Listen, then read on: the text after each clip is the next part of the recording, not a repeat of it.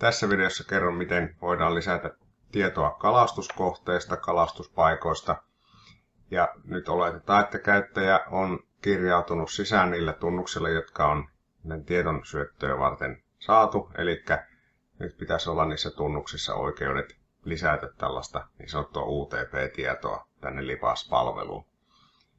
Ja voitaisiin lähteä sillä liikkeelle, että mä näytän ensin, miten lisätään uusi kalastuspaikka. Ja sehän tapahtuu tietenkin täältä vasemmasta alakulmasta lisäliikunta- tai ulkoilupaikka pluspainikkein alta. Ja nyt kun puhutaan kalastusasioista, niin on mahdollista lisätä kahdenlaisia kalastuskohteita, eli aluemaisia kohteita ja pistemäisiä kohteita.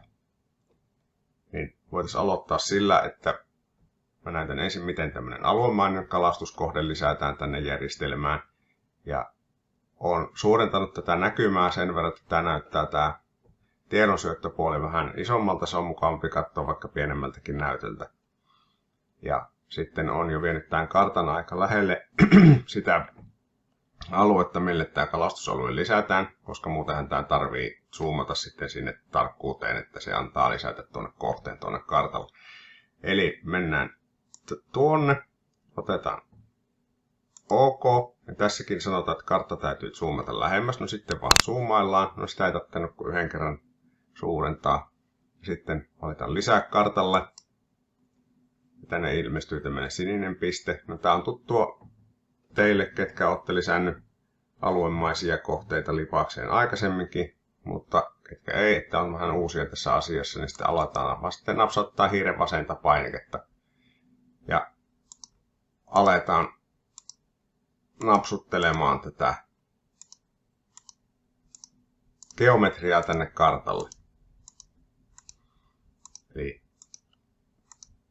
tämä sitten niiden aluerajojen mukaan tehdään, mikä on oikeasti se alue siellä. Tämä nyt vain esimerkin vuoksi. Tässähän on tässä kyseisessä kohteessa kalastuspaikka, mutta sitä ei vielä tällä hetkellä ole tuonne Lipakseen tallennettu.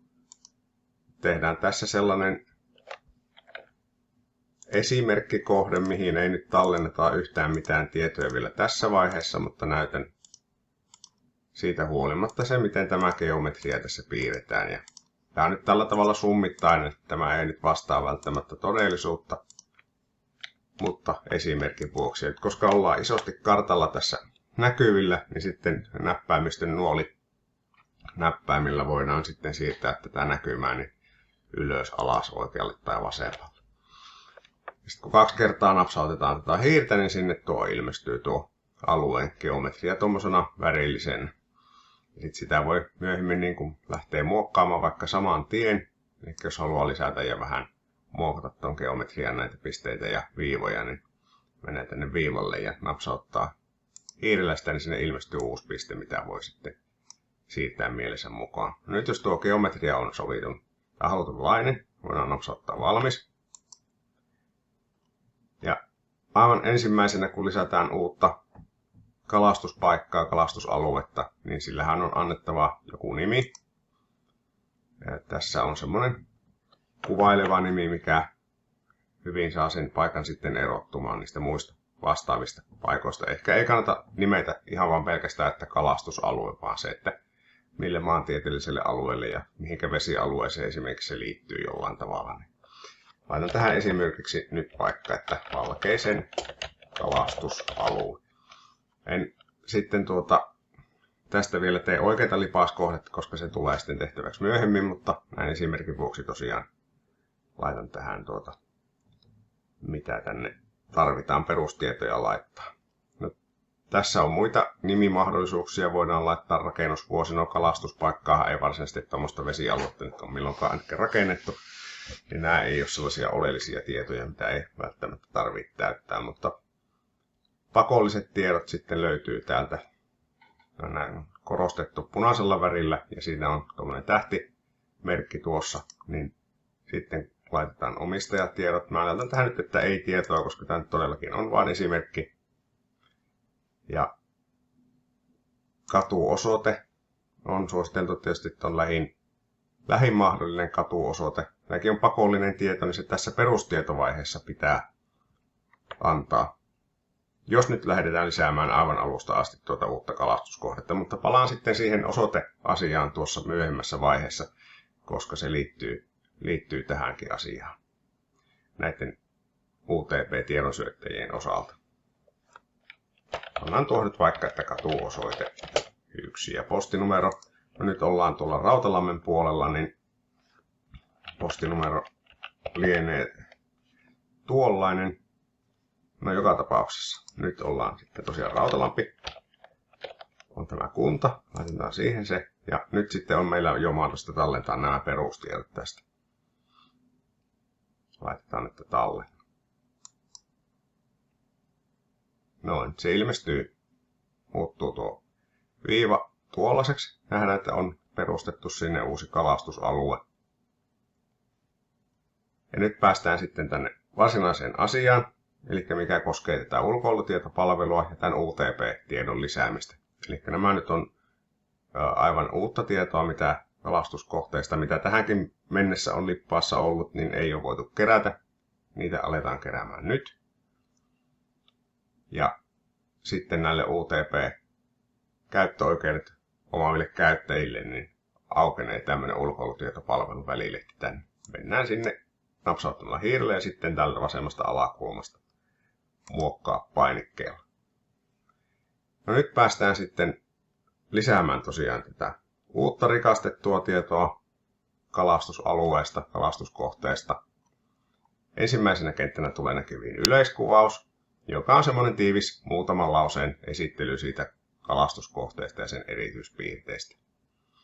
Se on semmoinen tiivis kuvailu, mikä tulee siitä kohteesta näkyviin sinne ulkoilutietopalvelun sen kohteen ensimmäisenä kuvauksena.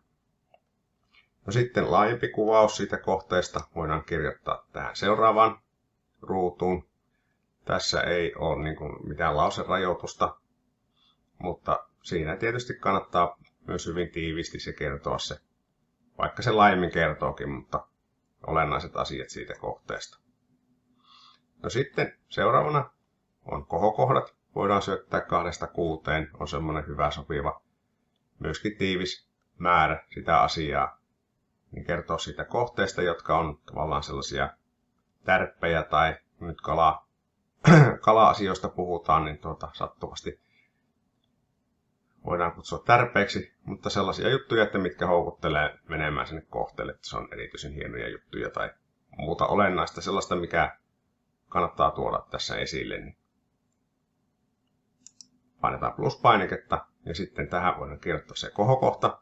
Ja aina yksi kohokohta kerrallaan, niin kuin tuolla ohjeessa sanotaan. Eli kun se on tehty tuohon, niin sitten painetaan OK. Ja sitten tänne ilmestyy sellainen lista niistä kohokohdista. Ne ilmestyy sinne ulkoilutietopalveluun sitten siinä syöttöjärjestyksessä. Ja siinä on semmoinen valintamerkki sitten siinä sen kohokohtan alussa. Tulee sillä tavalla sinne näkyviin. No kohdetyyppi on sitten, että valitse mistä kohteessa voi kalastaa. On 2 vaihtoehtoa tai oikeastaan 3 kalastusrannalta tai kalastusvesiltä tai jäältä. Nämä voi valita yksi kerrallaan tai sitten ne voi valita molemmat. Ja tietenkin muistutan tässä vaiheessa, että tässä ei ole mitään automaattitallennusta noille tiedoille. Eli kannattaa tallentaa tämä juttu aina säännöllisin väliajoin. Eli tässä on vaikka hyvä, että kun pari ensimmäistä kohtaa täyttänyt, niin sitten napsauttaa tallella. Ne asiat kestää tallessa eikä häviä sieltä sitten maailman tuuliin. No sitten vesistö. Mikä on vesistön tyyppi? On 3 vaihtoehtoa. Joki, järvi tai meri. Tässä on vain yksi vaihtoehto aina kerrallaan. Ja nyt kun meillä on, tämä on ehkä järvi käy tähän, nyt ei ole lampea tässä nyt erikseen, mutta silloin jos on tällainen pienehkö vesialue, niin ne voi ottaa sitten sinne tuon järven. No keskeiset kalalajit on sitten ne, mitä siellä on kalastamisen kannalta olennaisempia, niin täällä on iso lista näitä kaloja. Sitten näitä voi valita niin monta kuin mitkä koskee sitä kyseistä paikkaa. No, kalastosta voidaan sitten kirjoittaa vapaamuotoinen kuvaus tähän kenttään ja niiden asioiden mukaan, mitkä kannattaa siitä kertoa. Ja seuraavaksi tulee hyvin soveltuvat kalastusmuodot, mitkä sopii tälle alueelle. Näitäkin voi valita niin monta kuin on tarpeen, joko 1, 2 tai useamman. Jos kaikki koskee kyseistä kalastusaluetta, kalastuskohdetta, niin ne voi ottaa siihen. No, sitten on vinkkejä kohteessa kalastamiseen, kalastukseen vaikuttavista erityispiirteistä, toimivista välinevalinnoista tai niin edelleen. Luultavammekin tähän voisi vaikka perhokalastajille kertoa, että mikä perho ottaa milläkin paikalla parhaiten. Ja vaikka sitten, että onko syönti aika hyvä illalla vai aamulla vai milloin. No, sitten kalastuslupatarve. No, tämähän on olennaista asiaa täällä. Eli on semmoisia valmiita valintoja, mitkä voi sitten aktivoida tällä valintaruudulla. Jos kaikki koskee kohdetta, niin valitaan kaikkia. Valitaan sitten ne tietysti asiat, mitkä sitä koskee. Ja kalastuslupatarpeen lisätiedot, mitkä muut asiat liittyy kalastuslupaan ja kalastamiseen tai kalastuslupa-asioihin sillä alueella kohteessa, niin niitä kirjoitetaan tähän.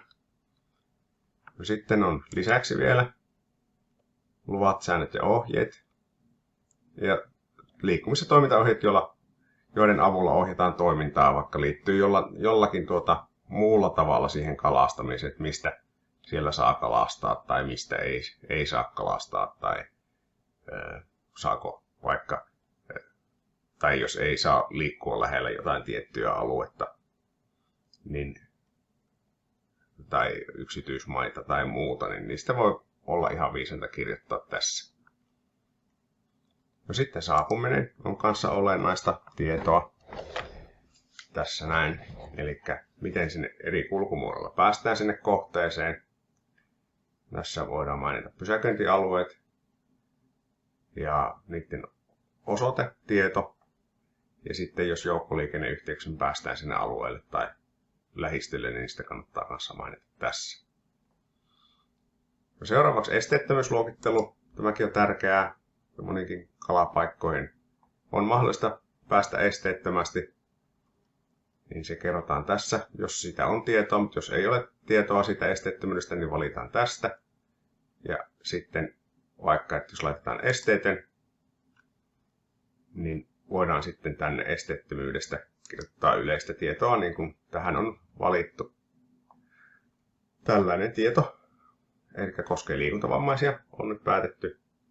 Ja toivomuksen mukaan on otettu tämä liikuntavammaiset tähän kentäksi. Voidaan kirjoittaa sitten aihekohtainen tekstikuvaus siitä. Ja sitten jos on vielä yleistä tietoa sitä esteettömyydestä tai kuljettavuudesta, vaikka sillä tavalla, että onko siellä jotakin puusiltoja tai muita, että mitä pitkin pääsee esimerkiksi pyörätuolilla kulkemaan, voi laittaa tähän. No, yhteystiedot on sitten tärkeät yhteystiedot, jotka vastaa tästä kohteesta. Lisätään täältä pluspainikkeen takaa. Sitten täällä on useita rooleja tälle yhteystietojen lisäille. Lisätään aina yksi rooli ja yksi yhteystieto kerrallaan, ettei kirjoiteta näitä tähän kaikkia mahdollisia putkeen. Eli rooli voi olla joku näistä kolmesta, joko yksi tai kaikki. Ne voi valita. Ja myös sitten ottaa täältä pois, jos ei olekaan paikkansa pitävä asia. Organisaation nimi. Sitten tähän kuka tässä roolissa oleva missäkin organisaatiossa toimii. Ja sähköpostiosoite kannattaa olla sellainen sähköposti, joka on vähän niin kuin yleisosoite. Eli mikä ei välttämättä henkilöidy kenenkään tiettyyn henkilöön, koska henkilötkin voi organisaatiossa vaihtua. Semmoinen, mistä yleensä sitten tavoitetaan joku aina vastaamaan kysymyksiin tuosta kohteesta. No, web-osoite, eli tosiaan se verkkosivun osoite organisaatiolle laitetaan tähän.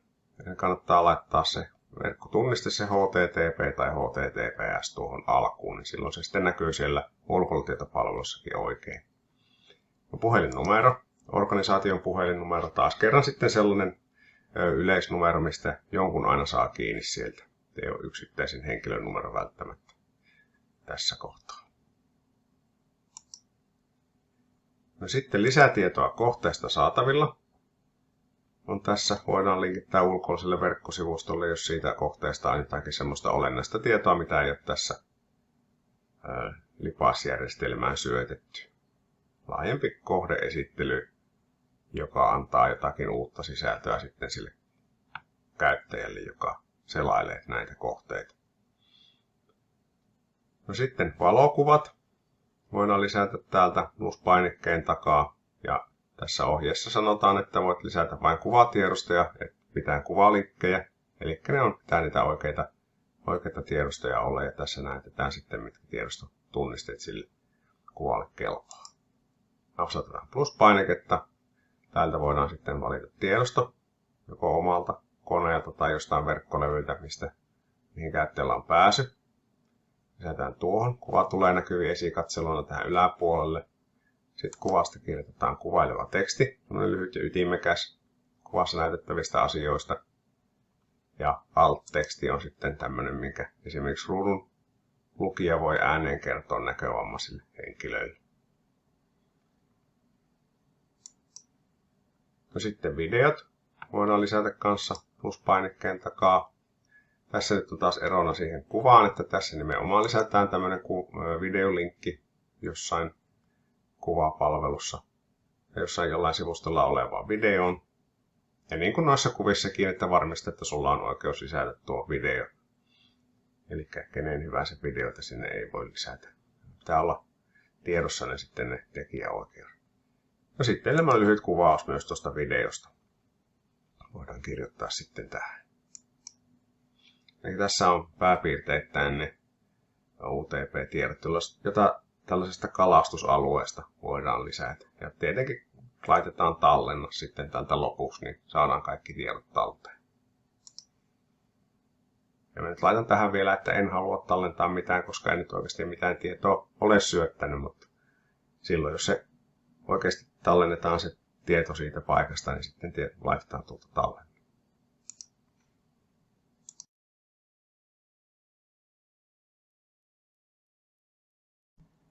Ja kuten tuossa alussa sanoin, niin kalastuskohteita on kahdenlaisia. Eli äsken lisättiin tuo kalastusalue, aluemainen kohde, niin sitten meillä on toinen vaihtoehto, eli lisätään pistemäinen kalastuskohde tänne. Samalla tavalla tuolta liikuntapaikan lisäämisestä, jos nyt ollaan lisäämässä nimenomaan uutta liikuntapaikkaa. Valitaan piste ja OK ja sitten tänne lisätään kartalle. Voin katsoa tuosta nyt vaikka tuommoinen piste ja napsautetaan valmis. No, perustiedot tietysti samalla tavalla lisätään kuin tuossa aluemaisessa kohteessa. Lisätään tuonne vaikka, että Valkeisen kalastuspaikka. Ja olennaisia tietoja on tosiaan nämä omistaja- ja ylläpitäjätiedot. Nyt tällä hetkellä, kun mulla ei nyt tietoa niistä, niin en laittanut siihen mitään. No, pakollisia kenttiä, niin sinne täytyy laittaa kuitenkin joku valinta. No sitten täällä on tuosta aluemaisesta kohteesta poikkeuksena, jos sillä ei ole katuosoitetta sillä kalastuspaikalla, kalastuskohteella, niin voidaan laittaa tämä liukusäädin päälle. Eli kohteelle ei voi määrittää katuosoitetta, niin silloin tämä katuosoitekenttä menee tavallaan tämmöiseen tilaan, että sinne ei tarvitsekaan laittaa mitään. Ja postinumero, laitan nyt tähän sen postinumeron, mikä oli tuossa kalastusalueellakin ja kunnan, minkä alueella se sijaitsee. Noin, ja silloin mä pystyn tallentamaan tämän. No. Ja nyt kun me ollaan tallennettu nämä perustiedot tänne, niin sitten saadaan tämä ulkoilutietopalvelun välillekin näkymiin. Ja muokkaa tilaan. Ja nyt me sitten nähdään, että täällä on hyvin pitkälti samat tietokentät kuin tuossa aluemaisessa kohteessa. Ei käy sitten sen enempää näitä läpi nyt, koska tuossa aluemaisen kohteen tietojen lisäys, jos on katsottu, niin tietää, miten tähän lisätään tietoa. Samat asiat täältä löytyy: kohdetyyppi, vesistö, kalalajit, kalaston kuvaus, kalastusmuodot, vinkit ja kalastuslupatarpeen asiat. Näitä voi sitten tänne lisätietoihin lisätä, jos ei ole näissä valmissa valinnoissa näkyvissä. Luvat, säännöt ja ohjeet, niin kuin äskenkin sanoin, että mitkä liittyy sitten siihen muuhun liikkumiseen sillä alueella tai toimimiseen. Saapuminen, miten sinne päästään, millä konstilla, mihinkä auton saa parkkiin, jos tulee autolla. Esteettömyysasiat on samalla tavalla mainittu täällä. Voi kirjoittaa ja merkitä ne näkyviin. No, yhteystiedot kanssa pluspainekkeen takaa tosiaan aina yksi yhteystieto kerrallaan sinne. Ja välitallennus hyvissä ajoin sitten tiedot pysyy tallessa. No, valokuvat ja videot tulee samalla tavalla lisättäväksi niin kuin tuossa aluemaisessa kohteessa.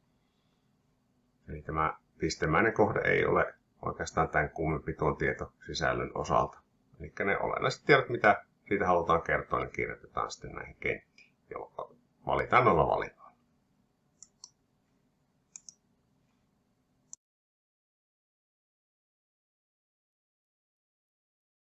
No, entäpä silloin, jos tuolla lipaspalvelussa on jo olemassa joku kalastuspaikka, eli ei meidän tarvitse lisätä kokonaan alusta sitä paikkaa, vaan pelkästään alamme syöttää sinne tätä uutta rikastettua UTP-sisältöä.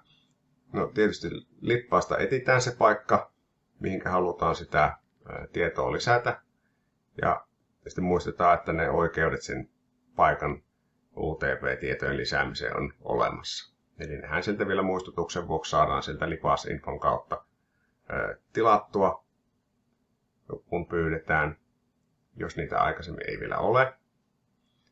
Mutta oletetaan tosiaan tässä, että käyttäjällä nyt on ne oikeudet sinne kalastuskohteisiin sen tiedon lisäämiseksi, niin otan tässä esimerkiksi tämmöisen hyvinkin monen tunteman paikan ja valitsen tuolta hiirellä.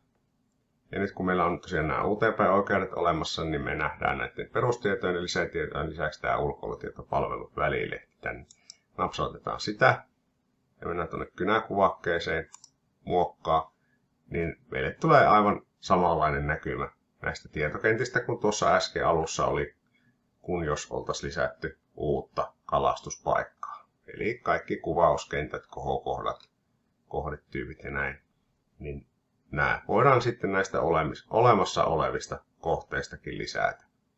Ja muistetaan se tallennus sitten tuolla aina sopivin väliajoin, niin tieto ei karkaa alavirtaan niin sanotusti.